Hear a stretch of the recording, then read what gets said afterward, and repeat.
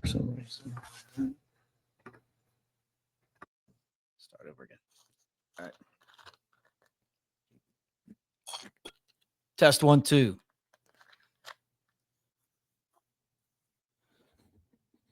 Bama took a tough loss to Oklahoma. We're going to talk about it here on. Let me start. Change the background. Hey, remind me when we're done that I got to tell him to change the background. If any of you guys are actually seeing this, then we obviously didn't do it right. There we go. All right.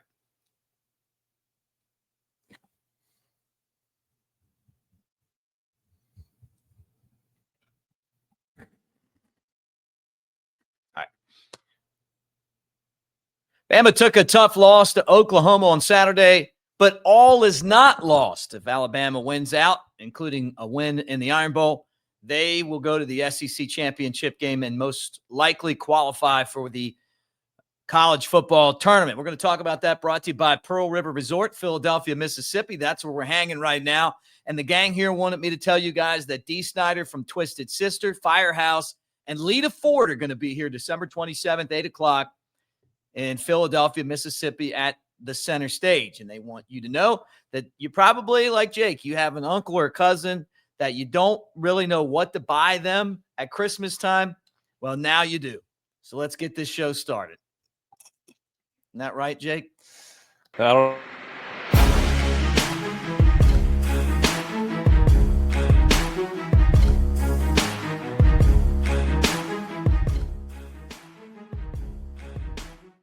I'm sorry to do that to you.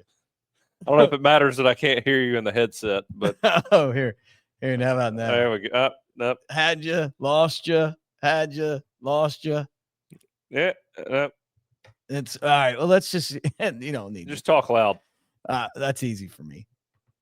All right, let's get into this football game first off. Great to see you, by the way. We're hanging at Pearl River Resort, Philadelphia, Mississippi.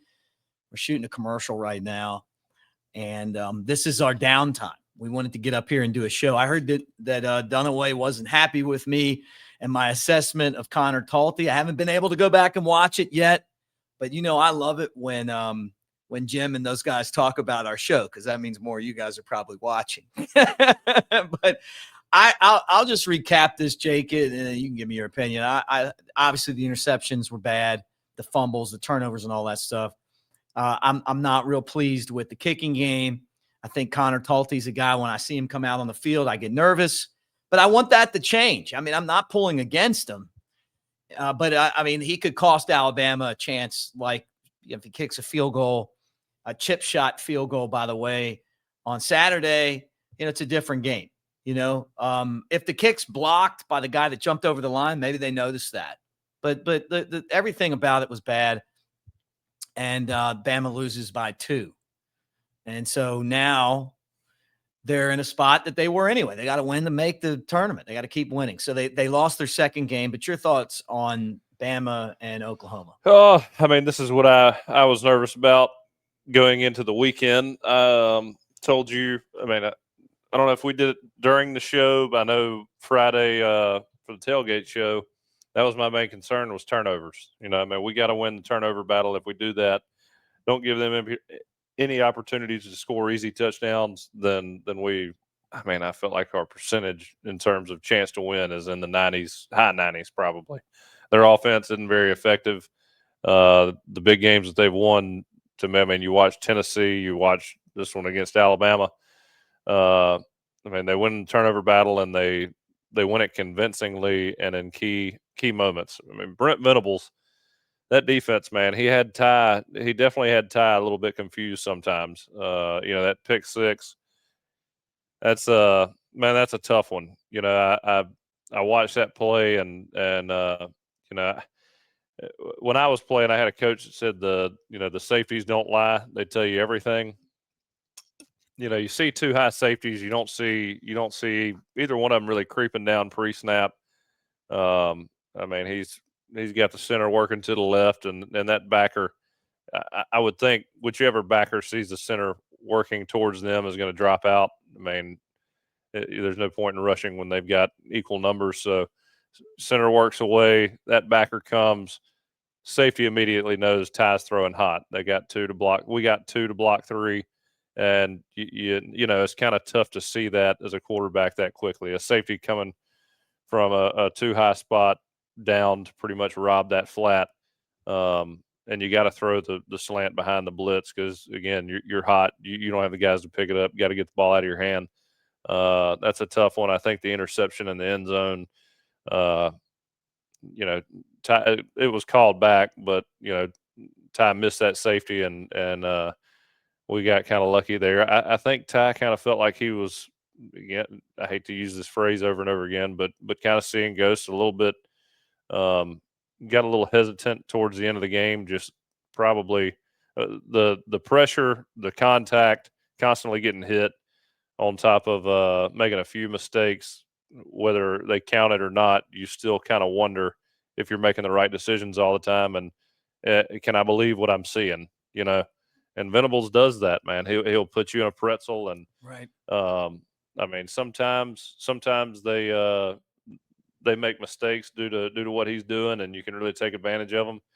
But man, when they pay off, they're huge plays for the defense, and that's what won them the game Saturday.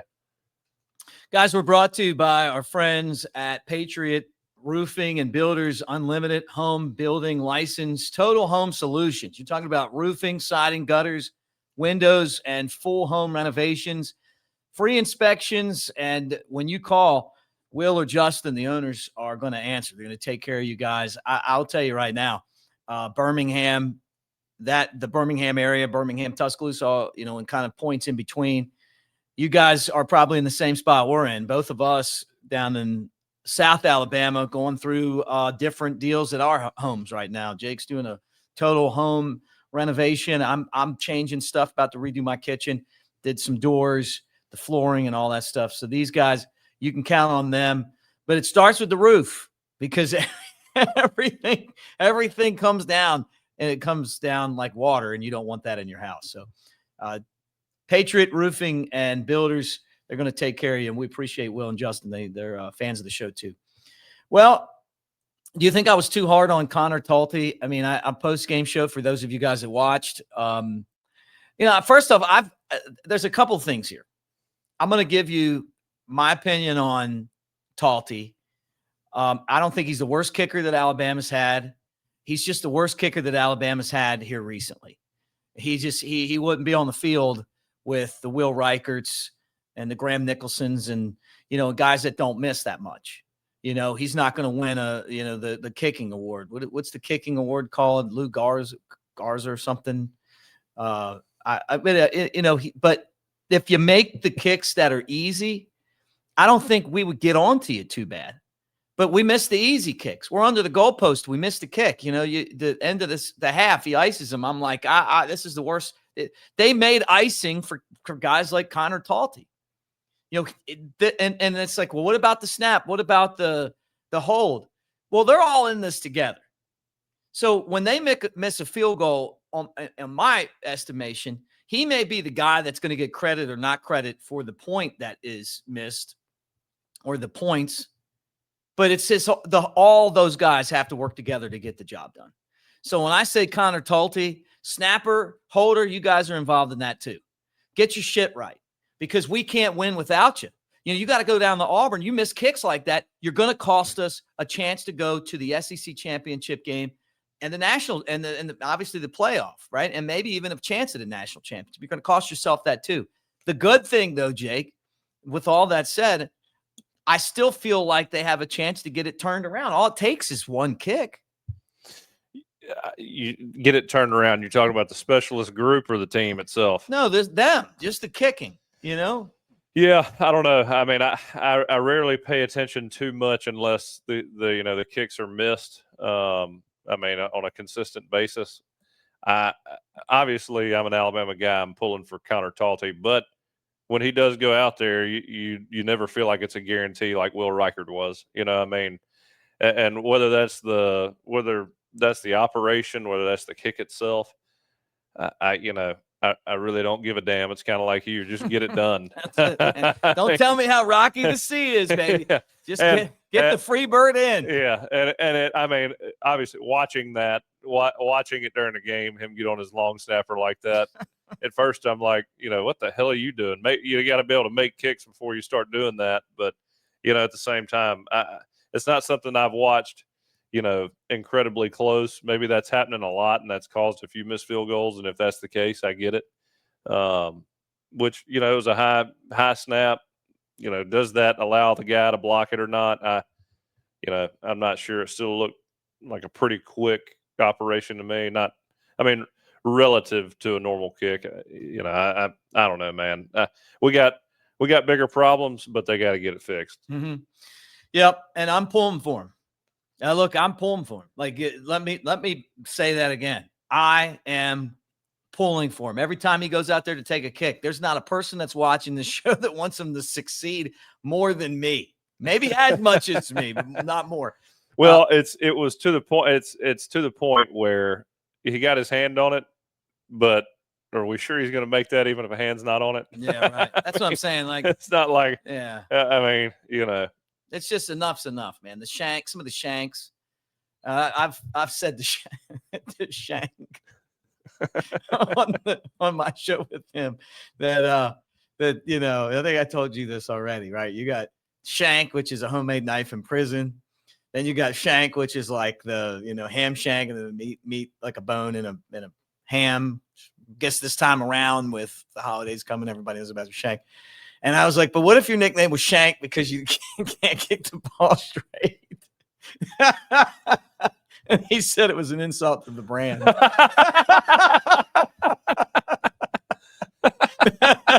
So let's go. Hey, look, when Shank Talty. I shouldn't be laughing. I know he's going through hell right now. I would never want my son to be a kicker. No. I mean, never, ever. Hey, you've earned this though. I mean, you were a quarterback at Alabama. People talk shit about you all the time. Yeah. It's the quarterback job at Alabama. Shit, Ryan Kelly used to call me Duck. We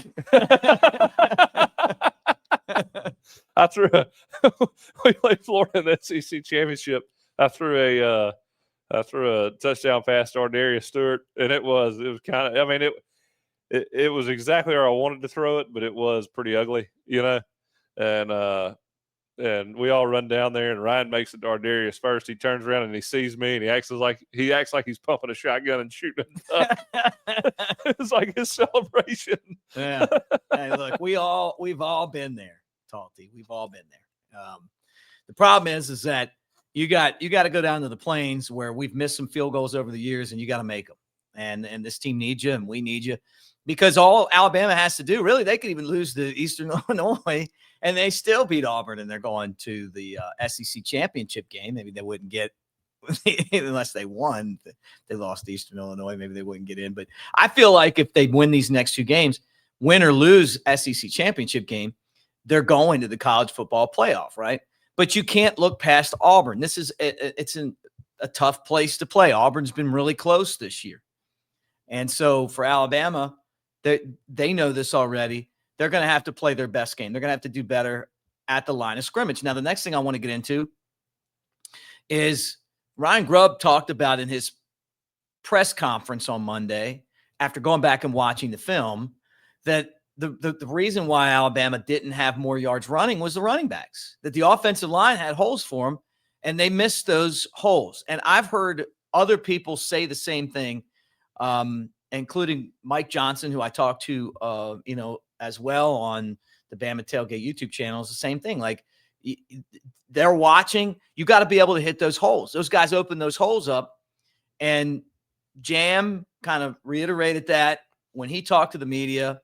And, Daniel Hill's kind of getting in there and did well. Didn't do terrible, did well. But we need home runs from the running back again, because we're not getting those. I would like to know what our longest rush from scrimmage is this year. I mean, I say that. I'd like to know what our third longest rush from scrimmage is this year, because I don't think I've seen one long. I mean, what AK Deer scored a long one That's what I was earlier on in the thinking. year. Yep. I don't count that one. I want to know one that happened in real time, like a real big game, and not even. I honestly don't even want to know if it was. It might have been Jeremy Bernard against South Carolina, on a toss or something. To win the game where they let him score. Right. I mean, we were talking about this earlier. For Ty, that has got to be when I watch us play. If Ty's not on, we're in trouble. Yeah. I mean, he has got to be on. He's got no choice. That's everybody at Alabama, every quarterback that's played Alabama during Coach Saban's career, and last year we had Jalen Milroe who created a lot of the rush game last year. You really were blessed with a good running game. No matter who the running back was back then, I mean, you had stability running the football. Right. And to me, again, that's how successful teams or championship teams operate. You have to be able to lean on the run game at some point, because I just don't think you can be consistent when, throughout an entire lifetime of the playoff when you have at least one or consistently bad run games. All right. I used AI here, so that means it's definitely right. No, I'm just kidding. AK Deer had the 56-yard run. You and I both remember that against UL Monroe. Daniel Hill had a 28-yarder against Oklahoma. Jam Miller had a 22-yard run against Vanderbilt. If this is correct, this isn't good enough. Man, that's insane. That's just not good enough. That's insane. You think about it. When you think about the running backs that have come through Alabama, that just isn't cutting it. I mean, I bet that falls 20, 25-yard runs 4 or 5 years ago they wouldn't even fall in the top 10. No. Mm-mm. Mm-mm. And part of that is the way that they do the offense. I mean, you had Ryan Williams, remember when the trick play, he had like a 75-yard run, but that doesn't count. Like traditional runs, they've got to hit the hole. Yeah, I'm talking, basically between the tackles. Yeah, I know. And I agree with you. I mean, like, you look at the teams that Alabama's had, and they would be just like an average. They'd be like 4 of those a game for 25 yards. Oh yeah. Well,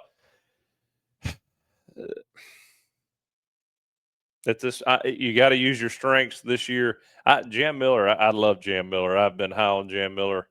Coming into this season, throughout this season, he's huge getting him back. But does he seem the same to you? No, I've over said the last this. couple weeks. I don't think he's back where he was before the concussion against Missouri. Yeah, to me, there's something. He just doesn't seem to. And I love backs like Jam Miller, that compact, powerful, explosive running back who makes pretty quick decisions. Hit one cut, hit the hole, gone north. But something's going. And even when he's catching the ball out of the backfield, he looks a little more timid than he did prior to that Missouri hit. Right. I don't know. Something. I mean, you can get the flow and understand how guys play. Throughout the game. Take away the assignments. Just watch the way they run the football, and it just doesn't. He doesn't seem to be running with the same aggression that he was when he came back earlier in the season. I hope that he, that he gets there. Hey guys, we're going to be at Innisfree on Friday for the tailgate show 1-3, and then the Iron Bowl. The tailgate shows at the Floribama on Black Friday, but someone's going to be out and someone else is going to be in their spot. I'm going to be there, though. Like Mike Johnson. God, I can't imagine what that show would look like if you weren't there. What if it was you and Mike Johnson instead of me? If you guys would do good, I think. Yeah, maybe. We got to thank everybody for coming and hanging out with us at Innisfree. Next Round was there, which was super cool, man, because you and I both love their show. And you went on and did their show. And then we kind of came on and did our show. They were in the back, had their setup. We were, on the stage, had our setup. So cool. And so many of you guys came and you're like, you said that you watched the show. A lot of people miss the Open. They miss the old elephant. I've been told that too. I mean, I can't believe that. I mean, could we figure out a way to get the old elephant back with the houndstooth hat? I mean, is that? It's a good way for everybody that comes in is for to give me a hill. They love making fun of that elephant. Do they? Oh yeah. And for some reason they equate it to me and not you. I don't get it. Because you always hated that elephant. You had a real problem with that elephant, with that clip art hat on, like that Disney music. Oh man, but it was great. It was really great seeing everybody. It was fun watching you throw those koozies out into the crowd and take some pictures. And I can't believe that we're like right at the end of football season. Like, we got 2 games left. I want Alabama to beat Auburn because, well, look, I hate Auburn, but also because it extends the season. We get another game after that and maybe get 2 more at least, depending on what happens. And it's been so it's fun. Unbelievable. But, you think about it from the start of the year to where we are now, and you watch these coaching carousels. Now, I mean, if we lose to Auburn, it would be I'm all in on Kalen, DeBoer, Ryan Grubb, Kane Womack, this whole staff. I think now more than ever showing support behind the coach. And, as long as the coach is putting in everything he's got, doing everything he can to support the program and make it a better place. And he's doing a good job. And you can tell he's trying to utilize everything he has to get the job done, which I think is exactly what this staff is doing. I think they want to prove themselves in the SEC and in Alabama. I think things, not for me, but, just outside noise would get really loud if Kalen DeBoer were to lose to Auburn. It could get pretty dicey. But, man, I think we're in a great spot. Again, you watch us rebound against Florida State. Have a really a year where you watch a team that's really well coached. Obviously, really put it together on offense and really looking good on defense. I think we allow the least amount of points in the SEC within SEC play. Yeah. The big games, our guys have been showing up, and that's been one of the biggest critiques that we had going into this year. And man, they've really, really done a good job getting everybody on the same page on defense. But and they deserve a lot of credit. I want to talk more about the defense, but I want to do before that, I want to tell you about our friends from Residence Inn by Marriott in Ocean City. Yep. Our guy Keith sent us the Green Turtle sweatshirts and swag. Man, I love that stuff. I got to ask you what you thought. I wore my sweatshirt to Innisfree on Thursday to watch the basketball game. Back to back Coastal Style Hotel of the Year right there on the Ocean City coast in Maryland. It's fantastic. You got Secrets Bar, the Boardwalk, all the great seafood. It is an awesome place to go visit. And I know some of you guys have done that. Make sure that you tell them, tell Keith Roll Tide when you see him. Did you put the Green Turtle sweatshirt on? No, I hadn't been able to do it yet. I was gonna take it bow hunting Sunday morning, but I don't know, man. It felt too soft. I felt like I didn't want to abuse it. Yeah, just keep talking. I'm gonna crap. I hate when you do this. This is the most comfortable sweatshirt. I feel like you sleeping in that thing? No, but I love it, man. Like, it's first off, when people send us gifts, it's always great, right? Then to have that right there, and it's one, honestly, like, it's one of the best hoodie sweatshirts I got. I love it. But thank you, Keith, and you guys, if you get out there, make sure that you say hey to him. Now, he's got to be happy with the way that Alabama plays defense, and I say plays because it's not just one game anymore. I guess if you'd have said at the beginning of the year, could the defense outperform the offense on a game in and game out basis? I would say, I don't think so. You know what? They're doing it, man. They're outperforming. The defense is keeping us in games. The offense put them in a lot of bad positions. And if the offense had just punted the ball, I don't think that they could have driven the field and scored a whole lot of points on Alabama. That defense was in their ass. We spotted them, 17 points? And I love Ryan Williams. I mean, we all know that. I don't think he's ready to be returning punts. And getting the ball in the backfield and getting the ball in space, I mean, he's getting there. He made, I love the play he made right after he fumbled the ball. I think he's coming along mentally. I think he's really doing a good job coming back. And I think if he just I've said this since his freshman year, and he was 17. He's only 18 now. Should be a true freshman. I mean, saw him get pushed around a little bit, his freshman year, and it still happens a little. And he looks like he's a little fragile out there, and it's hard to hold on to that ball when you're getting pounded by dudes that are 5 years older than you, right? They've had a lot of time to develop, really, really have an understanding of what they're doing. And I mean, he's playing against better tacklers than he's ever played against. So, well, I think he's in space. He's great.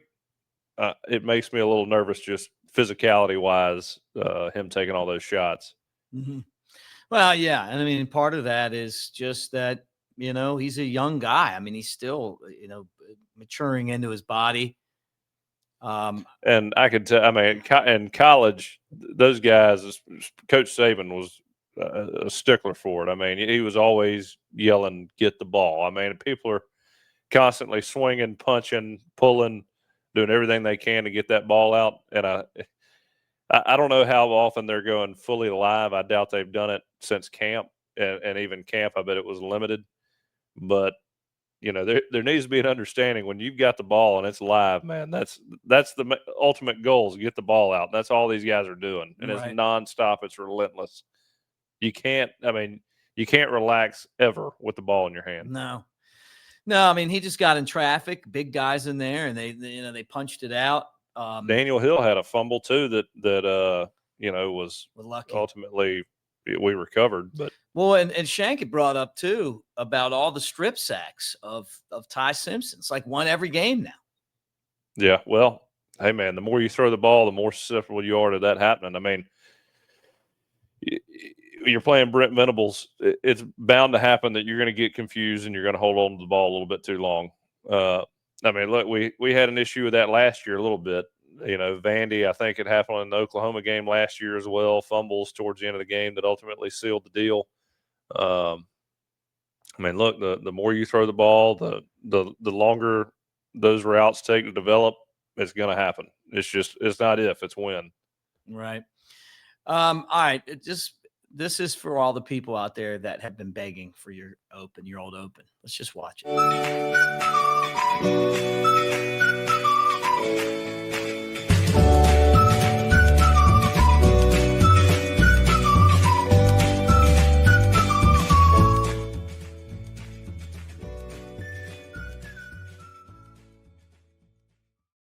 You miss that guy, don't you? That's when you know it's a tough show. You play the old open midway through. Anything to change our luck in the kicking game. Yeah. I hear you. You know how it is. Hey, I'm just reminding you guys again, D. Snyder, Lita Ford, Firehouse, going to be at Pearl River Resort December 27th, 8 o'clock here in Philadelphia, Mississippi, where we're hanging out right now. What do you think about do you know about Twisted Sister? Yeah. I Want to Rock. Yeah, I know about Twisted Sister. I mean, I've heard the name a million times. I Want to Rock. Yeah. If you played the songs, I'd know them. Yeah. Lita Ford does that song with Ozzy. And then I mean, I'm not going Firehouse. to a Twisted Sister. Never mind.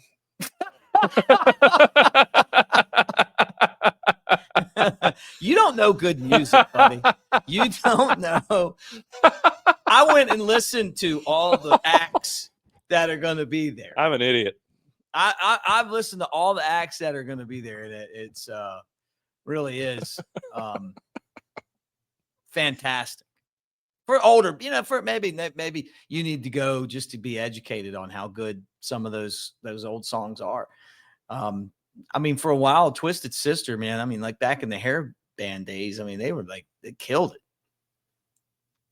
Did your what kind of did your older brothers did they like the hair band stuff?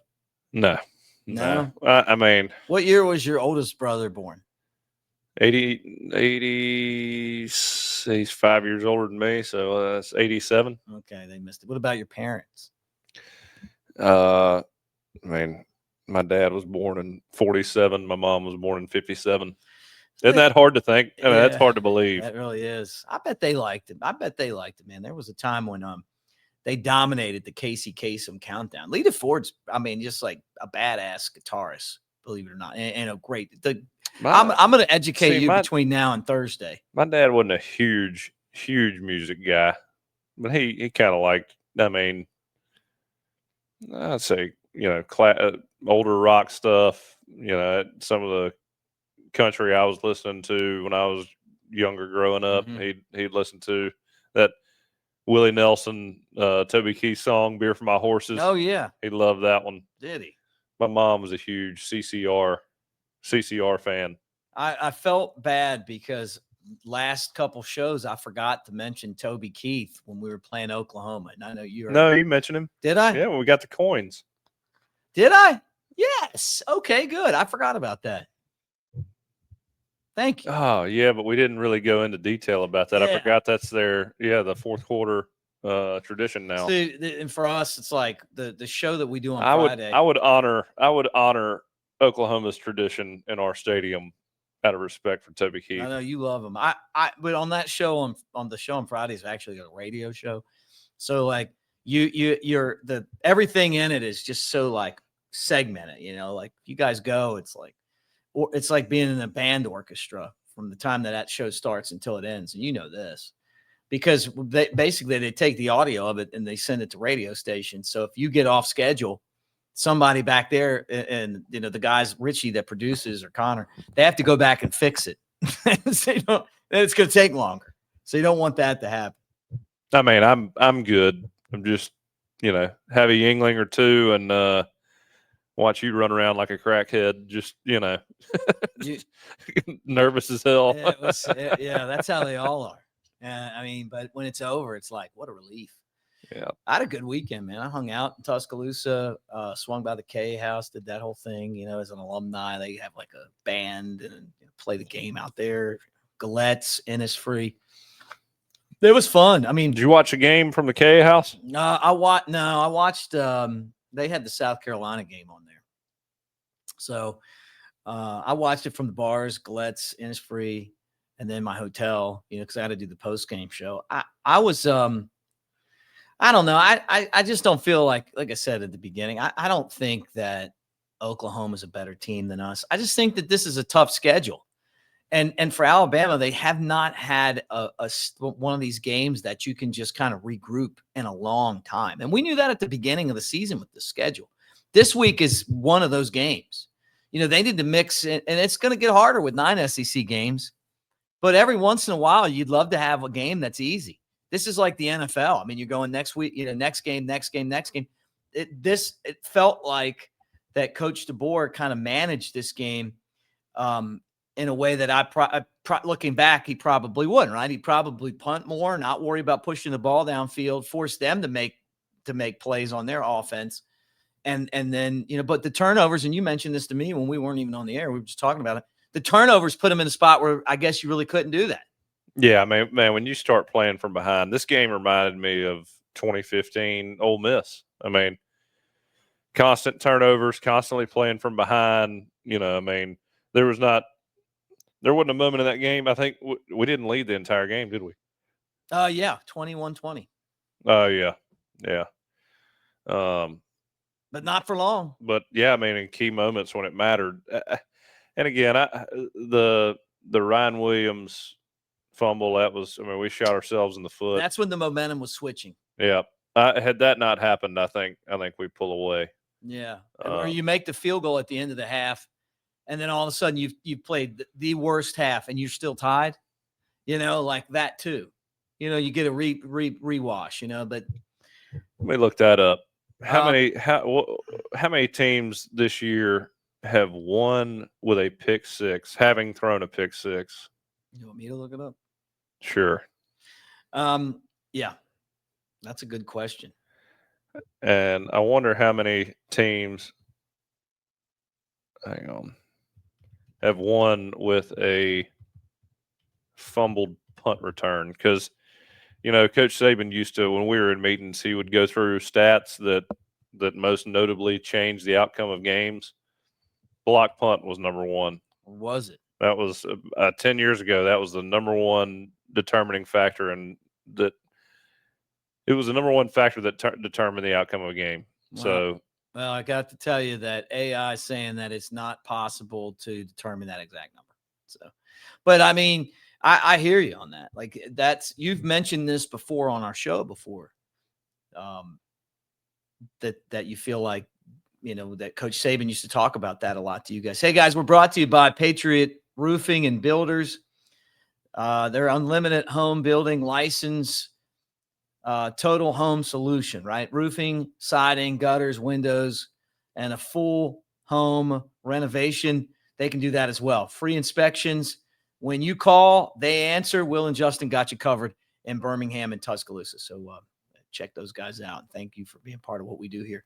Yeah, those are mistakes. Now we're going to get back together again for another show this week. We'll kind of start talking about, I guess the Iron Bowl, even though Alabama plays Eastern Illinois. I don't think any of us really care about Eastern Illinois. We're all looking at the Iron Bowl.